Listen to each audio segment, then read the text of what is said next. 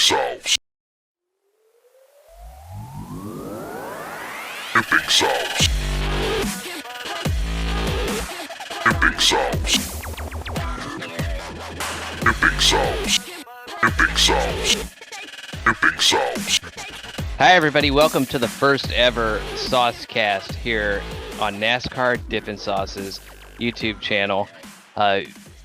Quite frankly, NASCAR is under attack by YouTubers, and I'm joined by Sully, our producer, Hugh Rosenbalt. He's our color commentator, and he's going to add a lot of colorful comments to our conversation.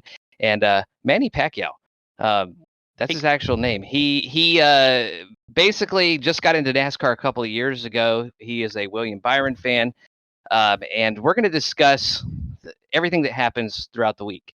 And as we go through this show, we're going to have healthy debates. We're also going to bomb and shit on some people when we do this as well, because we're sick and tired of how NASCAR is portrayed on Twitter and other social media platforms, and we're here to change that. Now, we don't always agree with NASCAR, and we don't always agree with the calls. There was a lot tonight. Tonight was the Bristol dirt race. Overall, I think the race itself was kind of crazy. You had the rain delays. You have to applaud NASCAR's effort at getting the race in. I've been to races where they call it, and I know that everyone here has as well. And they really did a good job of trying to get the race in. That first time, I don't know what y'all thought about that first time that the rain came after stage 2, and they kind of went on the track, and it was kind of unprepared. What did y'all think of that? What did you think of that, Hugh? So I definitely agree that it seems at the beginning of the race that the track was not prepared and NASCAR wasn't really prepared for what this race was going to be. There's a little bit of blame on the new car. I definitely think there is that. They definitely did try new things with that cover over the grill, and I think that did help with possibly keeping the car from blowing up. And we did see some issues with people overheating and having engine issues, I think, throughout this race. But in terms of keeping the track prepared after rain delays, I think they did a great job. It's not very common to go to a NASCAR race and only wait 30 minutes for the next green flag after there was rain. So that was very happy to see that. That was very impressive, and it doesn't take long to dry Bristol either. I got to admit, though, and I'm not calling him out, but Manny was texting, and Manny thought they should have called it at stage. All right, so that is fair. That is fair, and I did say that. And I guess what was your reason? What's your reasoning behind that? Because you're a newcomer to NASCAR. I mean, relatively new. You've been watching it for 2 years, so you know three. Yeah, and your sentiment kind of you have a lot of good opinions, but your sentiment does kind of go with like the crowd out there a little bit sometimes. Yeah. So what's your honest reasoning behind that? We can have a debate about this. So behind why I said that, I mean, honestly, there's a lot of stuff I just say in the moment. I think we all do to an extent, but I was just kind of annoyed. Like, I just felt like, they're going to call the race. It's going to be like disappointing, like Coda was last year.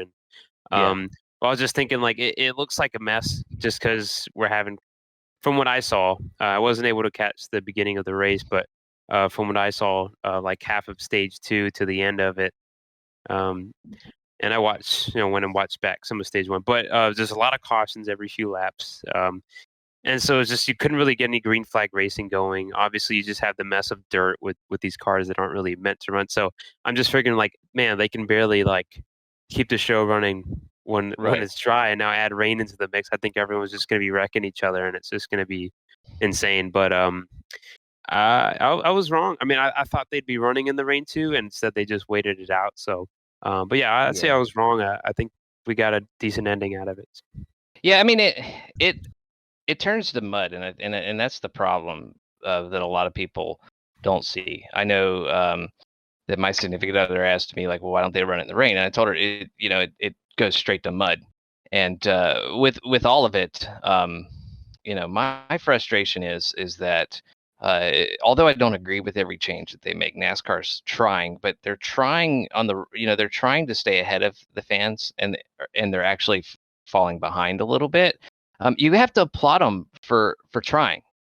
But the problem is that when you do too much, you overcompensate. I never thought, and you guys feel free to jump in before we jump into like the main discussion here. But I don't feel like NASCAR Cup Series was ever meant to be on dirt. I don't even think the Truck Series is meant to be on dirt. I agree with Richard Petty. I agree with Kyle Busch. I think it takes the sport backwards a little bit, even though it's entertaining. It's a gimmick. And then the problem that I have with this, and you guys feel free to jump in here.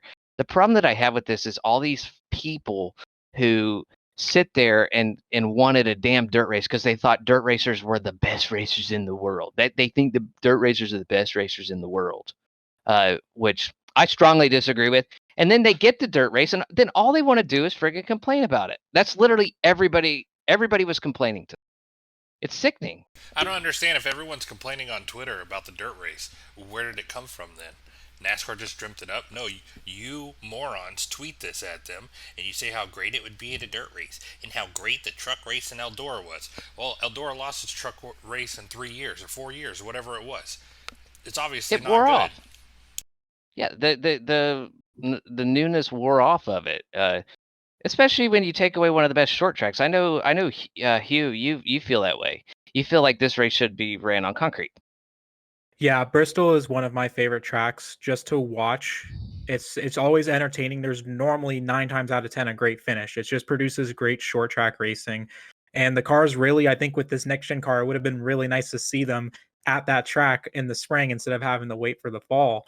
I think that if you're going to do dirt, it needs to be some kind of all-star race. Just like, hey, let's have fun with this. Let's try something new. Let's see if maybe something works. I'm perfectly fine with trying new things. Just don't make it a points race. Let's do it all-star race. Let's do it clash like they did with the Rose Bowl this year. I thought that was great. I think that was great for NASCAR to go out there and try something new. And I think it worked out pretty well. But I just don't think this dirt is something that should stick around anymore. I think we've tried it. It's past its point, and we should just move on. Well, what do you think about that, Manny? Like, I agree. As a new fan, I was saying similar things. I appreciate the novelty of it. I think it was entertaining for what it was. Yeah. Which is cup cars in a totally like weird, out of place setting. I mean, you had the opportunity for chaos, and first time winners might come about because it's just unpredictable. No one's really planned for it. What we got was 2 championship winners winning the last 2 races. So, yeah, I agree. I don't think it should be. I don't think that should be a points race. And I'm totally fine. Like what Hugh said, like totally fine with it being a clash sort of thing or an all-star race sort of thing. But yeah, if we're gonna keep doing points races, I'd say let's end that after this year. I'm personally not for keeping that after this season. Okay. Well, first of all, Hugh, thank you for sending the unibrow in the chat. That was a nice little thing I didn't need to see today. But here's the thing. You're welcome. I can agree and disagree with both of you. And I'm going to first start with Hugh. And this is just my opinion. First, Bristol has not been what it was. And honestly, the 2007 race was on FS1 today. And even that race with the COT, that was the Kyle Busch show. These things suck race, by the way. Which, let me interrupt you real quick. Hate Kyle Busch, love Kyle Busch, whatever. He was absolutely right. They changed that car every year for the next 6 years before they threw it in the trash. Just wanted to throw that out there. He was. I mean, it took him, 2013 to finally friggin' realize it. That's when NASCAR was making the most mistakes. But what I'm kind of saying is Bristol has kind of gone to shit, and it went to shit when they widened it 3 feet, and then they made it progressive up there, and then they ground it down with the horsepower that they have now, and the repave is what totally ruined it. Can you imagine if Bristol had the age on it that Atlanta had before they repaved it? It would be spectacular, and you that place would sell out every single time. And then to Manny's point, the only thing, I mean, you're right, and I agree. Like, I don't know that it should be a points thing. Whatever, if they want to do it, what the fuck ever. If they want to go to street course, whatever. I'll watch NASCAR. I don't care. I'm not going to sit there and complain about it on Twitter. But to me, dirt racing never had novelty. That's I just don't have a connection to it. I've been to dirt races. I've dirt raced, and it's just not something that is, I want to watch on TV on Easter Sunday night. Well, my only problem is you cover Bristol in dirt. The racing was not any better. I'm not going to pretend like Hugh that Bristol's great every race, but the difference is it wasn't any better or any worse than a normal Bristol race. It was different, and to me, when you add the dirt, you take cars out of it. You don't have tire strategy. You don't have pit strategy. You don't have someone spinning the tires or this and that. There's not as much driver error because dirt's so forgiving. So my problem with it is it takes the element of Bristol out, and meanwhile you still have the running the rainbow up near the wall in the center of the corner, single file racing. It's not any better. So why do it? It's kind of my sentiment on it. Okay, so let's change gears a little bit. We'll go through each panelist here. What did you like about the race and dislike about the race? Pretty simply, like Hugh, what did you like about the race and what did you dislike about the race? So probably my biggest like of the race was the very short rain delays. It's very refreshing as a NASCAR fan to see that. It's just, so I guess that's one of the benefits of dirt, you could say. Agreed. Is that you can dry it very quickly and get the track prepared. Mm-hmm. But for that was honestly my only like. Also, the ending was nice. Like that was a very typical Bristol ending. I liked that. But for there to only be 2 likes in a 250 lap race that lasted 4 hours, I don't think there was enough. Now, what I disliked about the race, I disliked the track preparation at the beginning. It seemed like a lot of drivers were unhappy with the beginning of the race. I disliked the rules that they had in place because there was no clarification of the rules, and it took very long explanations to even get people in line with what was going on. Because why are we changing the rules for one race? I understand it's dirt, but if you're changing the rules for one race, I feel like you're taking us back, as a lot of drivers have said. And I actually have something up from Kevin Harvick talking about the lack of track preparation. He was complaining that he just doesn't know why we're doing this kind of stuff. I'll actually read it to you. So he was being interviewed and he was asked at the beginning, what can you tell us? And he said, the first thing I can tell you is we did a terrible job prepping the track and full of mud, and there was nobody here to pack the track. So we all look like a bunch of bozos coming into pit because we don't know how to prep the track. And then we don't get the lucky dog for whatever reason with 2 cars on pit road. And then we got run over. I don't know who ran us over at the end. Okay, so what I was going to say is, first of all, just Kevin, I like Kevin, but he really has a tendency to whine when he's upset. Secondly, can we talk about, and this is a hot topic on Twitter and a hot topic in the garage area from your Jeff Glucks and all those pieces of crap. The topic of windshields came up and taking the windshields out. Oh, well, Kevin Harvick had a car hop on top of him. It's pretty damn good thing we had windshields in the cars. Just to go off what you're saying, I'm sorry. You continue your point. I actually want to continue on your point about the windshields in the cars. These are not 410 sprint winged cars, whatever you want to call them, that weigh, like 500, 600 pounds, that if something happens, it's not going to be as dangerous. Like these are 1-ton killing machines, and if we've seen, like, drivers still get hurt today even with how safe NASCAR has made these cars. We saw it a couple years ago with Ryan Newman, like we saw it a few years before with Eric Almirola hurting his back. Like drivers still get hurt, and if you take the windshield off of these cars, I think you're asking for a lot of trouble. I think so too. That's my problem too, though. Kyle Larson sat there and ran his mouth off like he's a world-class engineer, talking about, we can weld bars in, and no, there's no parts on this car that will get through welded bars. Well, have we had a problem with tires coming off? Where do you think that lug nut goes? There are bolts on this car that weigh 4 or 5 pounds. It is not a sprint car, kind of like what Hugh is saying. There are parts that can get through welded bars, so you'd have to instantly look at a mesh. It's not as simple as just how Kyle Larson made it. I don't know why some of these drivers act like NASCAR is just brain dead stupid. I know. There's reasons for these things, and they tested it a week ago, and there's a reason they haven't ran it yet. You have to go through the paces, and it's not a sprint car. No, it's not. I mean, even a mesh, things can go through a mesh. It's proven. It's happened. It's happened several times in sprint cars. You've lost a lot of drivers in sprint cars because of things hitting them. IndyCar, they went to the aero screen because of that, which don't even get me started on IndyCar. But they went to that, and they've still had close calls. It's just why we talk about this stupid crap when and talk the product down when all it needs to be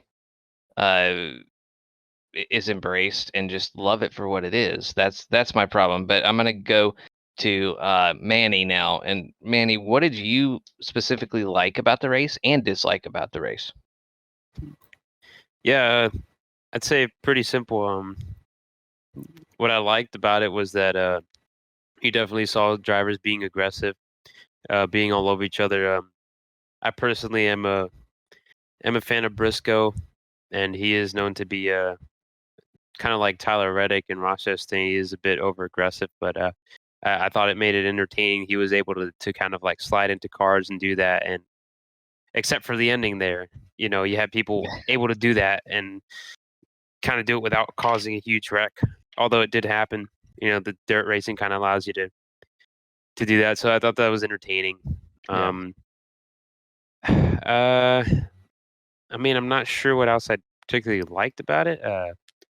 I thought the racing was decent when there was green flags, but there wasn't really much passing going on. And once I saw that for myself, kind of changed my mind on. But what I know I dislike definitely just the amount of cautions, just so frequently. It just kind of cut into the pace, like the momentum that the racing built. It cut down the excitement a bit. I definitely like the ending. I mean, that was cool. Like Hugh said, yeah, it's a classic Bristol ending. Briscoe and Reddick getting together there, Kyle stealing the win. That was cool. But yeah, I mean, I think it's pretty apparent what was not so great about that race. So that's pretty much Okay. what I'd say. I'm with you. I liked the quickness of the track drawing. Thought that was awesome. I don't know that drawing's the right word. Think they rushed it the first time, but that's okay.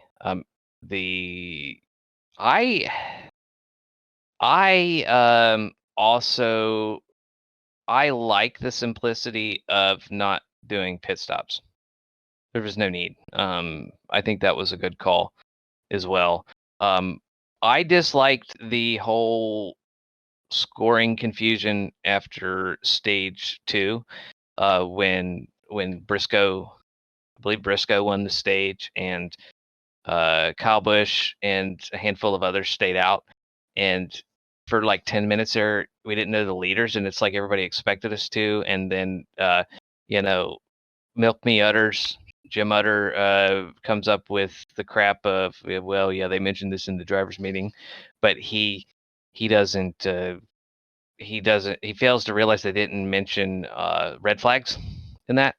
Sully actually brought that to my attention during the race. That they covered everything, but was that right? They covered everything but the red flags. Yeah, in the driver's meeting, which is why the crew chiefs were confused, it never highlighted that the end of a stage or caution, whatever you want to call it, would be a red flag. It said the field was frozen. Well, the field is frozen when a caution comes out anyways. If someone doesn't maintain pace speed, or they come into the pits, they lose that position. So therefore, in the driver's meeting, which is why Ben Bayshore and those people were confused, that's why it happened. They didn't know. Well, they got to clean up.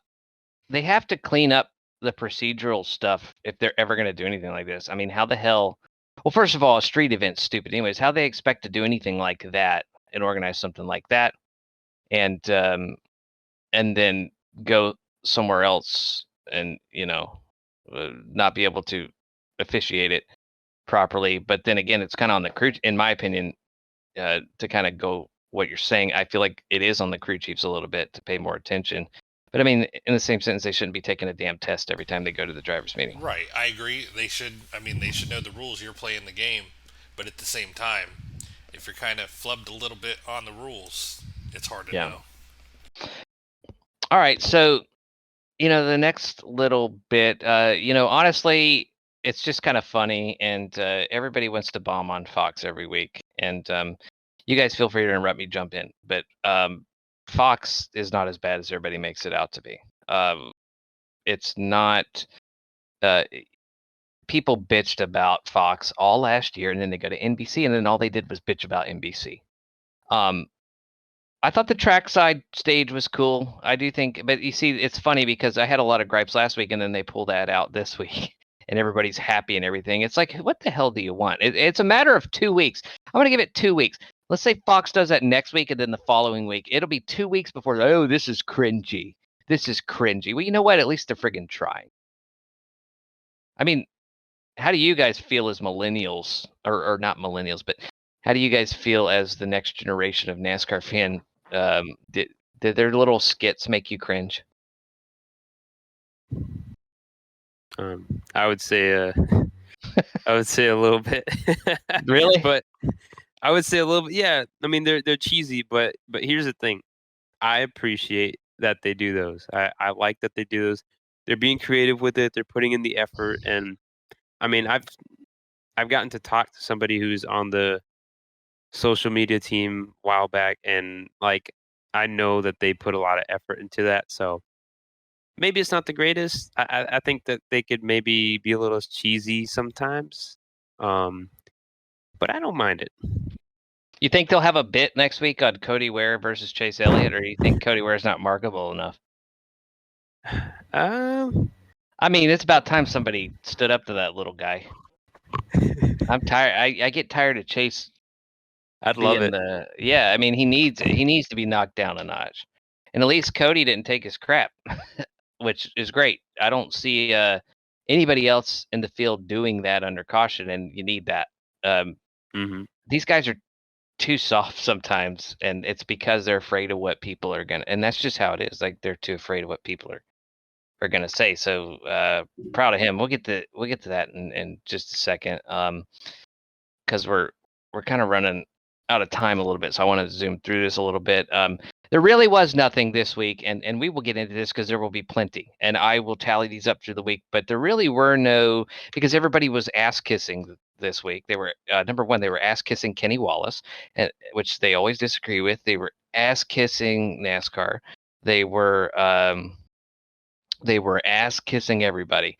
So the YouTubers like Darian Gillum, whatever his name is, Black Flag Matters, was at the race. He wants to bitch about cell service and Wi-Fi at the race. Okay, big deal. You think that that's a priority for the track, and you think it really matters when you're there to watch a race that you don't have Wi-Fi on your phone? You can't put down your phone that quickly. You got to tweet your followers. Whatever. Nobody, he didn't rub me the wrong way this week. He rubs me the wrong way a lot of weeks, and I know he rubs Hugh a lot anyways, in other ways. But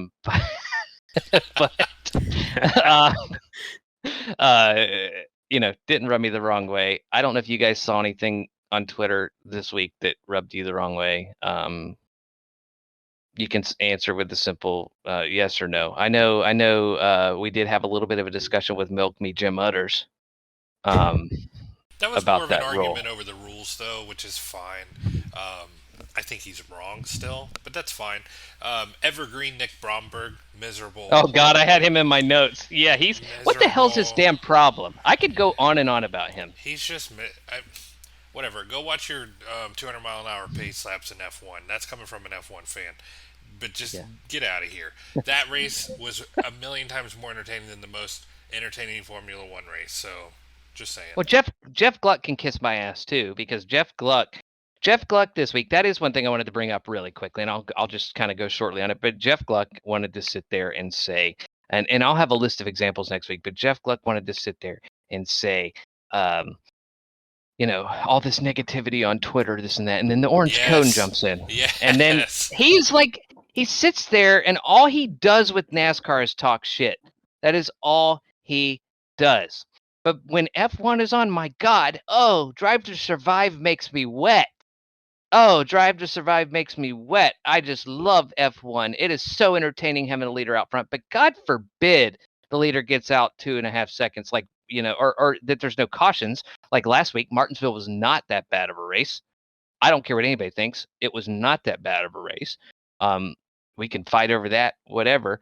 But then he sits there and he doesn't dog on IndyCar, which didn't have the best race in Long Beach either. The ending got a little interesting with Grosjean and whoever won. I don't even know. I can't even remember because that's how important it is to me. I am a NASCAR fan. Newstead, I think. Oh, Newgarden. Newgarden, yeah. And James Hetfield. But Jeff Gluck he was really good back in the day. I'm going to say 2013, 2014, and then he has just gone downhill. I think having kids made him like senile. I never liked him. I think he got put. He worked for USA Today or whoever. I think he got put on NASCAR, and that's where he stayed because that's where his cow was getting milked. I don't think he ever knew NASCAR. I don't think he grew up watching NASCAR. So I just don't think he has the passion for it. It's what pays his bills, and you can only like it surface level when that's the case. Yeah, but people like that don't deserve credentials, in my opinion. Don't you guys think?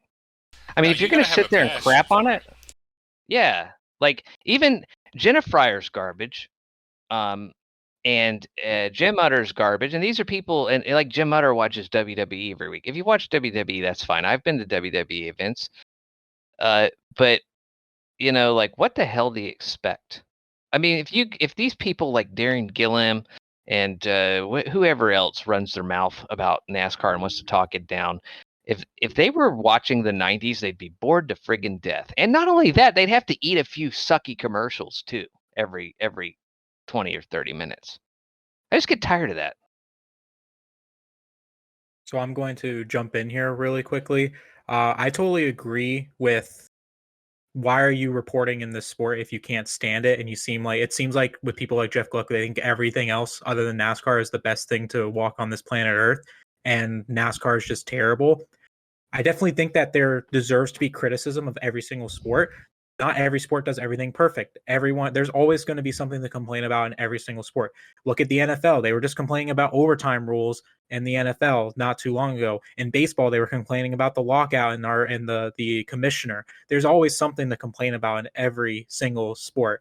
And yes, you should criticize people for what they do wrong, but then you should also compliment them for what they do right. NASCAR needs to know what they do right, and they're never told what they do right. And that's the problem, is they keep thinking everything they do is wrong, and they listen to all these people on Twitter who have no idea what they're talking about. These content creators, they go to them, and literally they're controlling the sport. I wish to God I could get my hands around their neck and say, listen to me, because these people are literally in it for viewers, and they say the stupidest crap, and then you end up with a race like tonight that's a mud mess. And I get tired of that. Like it's I don't know. You're the newcomer, Manny. Do you agree with these guys? I mean, you're good friends with Darian. Oh yeah, we hung out at Daytona. Very. Eric was there too, wasn't he? I like Eric. Yeah, he was about 12 feet tall. Yeah. I mean, that's a loaded question, or maybe that's not the right term, but to say that I agree with them, they have a lot of interesting opinions, and I'll say my stuff, but I don't know that I agree with all the kind of crap they say. I think I've learned to give NASCAR the benefit of the doubt, and definitely there's just too much complaining on Twitter is a breeding ground for negative comments because that's what gets traction. No, I don't quite agree with their complaining all the time. For example, like I think Fox has done a great job on the broadcast as far as I could tell. I mean, not on the trucks. I'll say not on the truck series. Vince Welch sucks. Vince Welch, the wheel. Terrible. Turkey sandwich. He's terrible. I do want to jump in real quick. I hear this a lot on Sirius NASCAR radio and stuff. I am sick and tired of people saying young people don't have an attention span. Them generalizing these young I'm guilty people, of that. and this is coming from an old person. Well, then I'm talking to I you wasn't too. paying That's attention. fine. Yeah, you are talking to me. But okay, generalizing. Because I feel that way.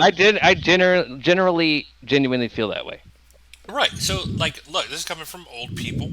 We grew up, we watched 15-minute shows. People may not realize you watched SpongeBob or Doug or something. Those were two 15-minute shows in a 30-minute MTV block. with the 20-minute commercial at the end of the show. Okay. So my point being is why I'm saying this attention span thing is everyone says young people don't have the attention span for a 4-hour race. I totally disagree. What's popular right now? Podcasts. How long are podcasts? You can sit there and listen to someone talk. We're doing one right now. You can listen to someone talk for an hour and a half about grilled cheeses. Like, you have the attention span. You can sit there ASMR. and watch Moist Critical. Hey guys, yeah, I'm gonna play Minecraft today. Yep, here we go. We're gonna play for 9.5 hours today. And the kids sit there and eat it up. They do not have short attention span. Okay, so Well, don't sit there and in whatever you're trying to do. If you're trying to do something else on your Sunday afternoon, go do it. What are you waiting for? Don't sit on your ass. Right. I am a huge NASCAR fan. I will watch the part of the race that I can watch. I have stuff to do. I can't sit there every weekend and watch the whole race, and I don't think anyone needs to. And I don't think NASCAR should be chasing that either.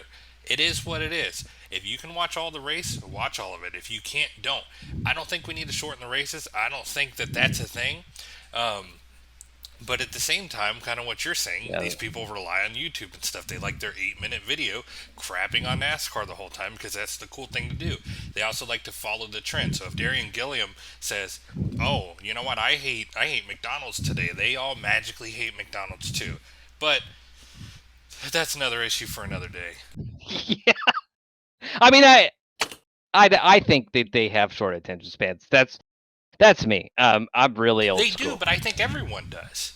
And I think Yeah, they always have. I mean, I'm probably guilty of it too. But the difference is when I watch something, it's like watching a TV show.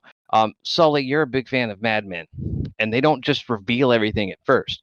They start at one point, and then you eventually get there. And I don't think kids have the depth to do that anymore. They don't have the depth to watch a Breaking Bad. TV's dying. They don't have that kind of depth, and they need Will Smith to come slap Chris Rock in the face to be entertained. And that's just they need crashes every 5 minutes. They need fireworks. They need They all need kinds the of crap like Kardashians that. on their 5th marriage. Yeah, and that's my opinion. And yeah, we could debate that. Like, I'd love to debate that sometime. And I know we have some younger people in this podcast, and I'd love to debate that. Maybe we can have a special one-off SauceCast for that. I do have if we're done on that subject, I do have a couple more questions. Quick questions. I just want simple answers here. First, we're gonna do the deep fried dippies for the week. You give me one answer here, just a one-word answer. Okay, so first, and real quickly, y'all just go through and say a name. Let's see. Whiniest driver of the weekend. Kevin Harvick. Kevin Harvick. I'd agree, Kevin Harvick. Yeah, I agree. Whether it's Okay. warranted or not, who knows? But he won it. Okay. So, what was the most stupid thing you saw? Just very quickly, the most stupid thing you saw this weekend. Chase Briscoe. Apologizing. Yeah, Oh, Chase Briscoe yeah. coming up with That was his bad. frickin' cheese and face. Hey, I wrecked you. Isn't that just the funniest thing? I'm gonna go with Austin Dillon dyeing his beard. That's a good one. I thought it looked nice. All right, what about you, Hugh? So, in terms of stupid, I would just say the race in general. Okay. I don't like the dirt. Other than that, like there wasn't really too much stupid stuff that happened other than the race itself. That's what I'm gonna say. Okay, and then Manny, your most stupid thing you saw this weekend. Yeah, I Cautions? wasn't really. Yeah, I mean, I feel like that goes with the terrain. Honestly, I do like what Sully said because I didn't really have anything in mind. Yeah, I like Briscoe, but that was freaking like he walks up smiling like, "Hey, I wrecked you. hey, sorry, buddy. I know it was your first win, but He won Clint's money though. He did. Okay, so last question, and then I'll go to race picks really quick, and we'll make a one-word answer. Just quick picks for Talladega. Which driver do you think farted the most out of the entire weekend, if you had to choose? I'm gonna probably go with maybe Justin Haley. I think this weekend. Who do you think, Hugh? I'm gonna go with Tyler Reddick. I feel like those last couple of laps he was letting them rip, trying to get a little extra boost. All right, Manny. 100% Ross Chastain, no question. All right, Sully. I feel like this is an evergreen answer because I really don't dislike this guy, but Noah Gragson just always looks freaking dirty. So I'm gonna say him because I just feel like he eats some rank stuff. It's a Black Rifle coffee. It's going right through him. All right. One last question before we wrap up the SauceCast. Who is your one pick if you had to choose right now? And this can change before next weekend, and we will state that. But your number one pick to win Talladega. We'll start with Hugh. I'm gonna go with Kurt Busch. I like the Toyotas at speedways this year. I think they've been strong, and I think if Kurt can get lucky, he can pull out a win. All right, Manny. William Byron. He Nice. won the last super speedway race, if you count Atlanta as a super speedway now. And I've just been going with my drivers, guys I like last couple of weekends, and it's kind of worked out. So I'm gonna go with William. I'm gonna say Joey Logano. Well, that's what I was gonna say, but since you stole mine, I think we're gonna have another storyline, a big blooming of a situation here. I think Brad Keselowski. That's a good one. I think they had power at Daytona. All right, so the time has come. We've made our Talladega picks and everything, and we're about to wrap this SauceCast up. But real quickly, guys, because we're running out of time, Hugh, your final thoughts on the race tonight at Bristol Dirt, or anything in general. What's on your mind? Final thoughts on tonight's race, honestly, is just if it's not good enough to replace the original Bristol. I think we've made that point pretty clear throughout tonight. And then I also am just really looking forward to the Talladega race. I'm normally not looking too forward to it, but I think it's going to be a good Talladega race. I think it's going to be different than what we've seen with the past couple of years. All right, Manny, what do you think? Closing thoughts.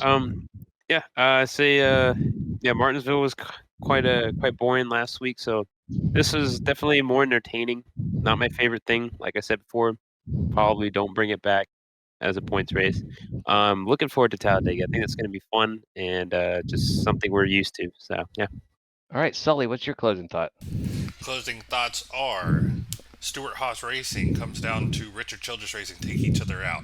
The owners of Stewart Haas Racing, a murderer and a guy who is a felon. And then the guy who was leading, Richard Childress, attacked Kyle Busch, had to watch his driver get taken out, and then Kyle Busch won. So bad night for Gene Haas, Tony Stewart, Richard Childress. I find that hilarious.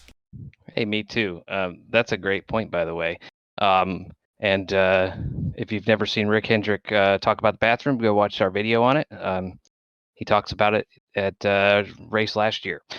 My closing thoughts, and this is quite simple, and it's something that always annoys me. Get rid of the damn semi-truck at Talladega. I'm tired of seeing that thing, and it is so redneck. Get rid of it. That when people watch NASCAR and you want new fans, don't play Sweet Home Alabama and drive the damn semi-truck by. Get rid of that shit. Do a flyover, show the flyover, and be proud to be an American, and don't drive the damn big rig. Well, hey, thank you guys so much for joining me to talk tonight on SauceCast.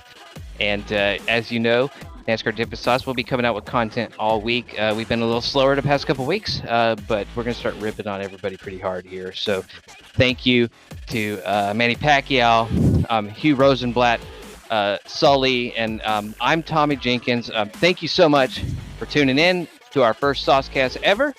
And hell yeah, we will see you next Sunday. Thank you for listening.